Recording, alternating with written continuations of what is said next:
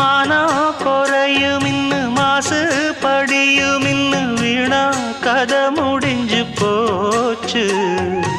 ஈசான மூலையில லேசான பள்ளி சத்தம் மாமன் பேர சொல்லி பேசுது.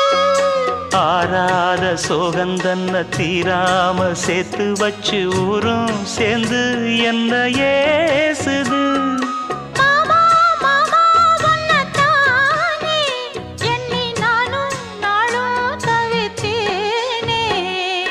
கூண்டுக்குள்ள என்ன வச்சு கூடி நின்ன ஊற விட்டு கூண்டுக்குள்ள போனதென்ன கோலக்கிளியே.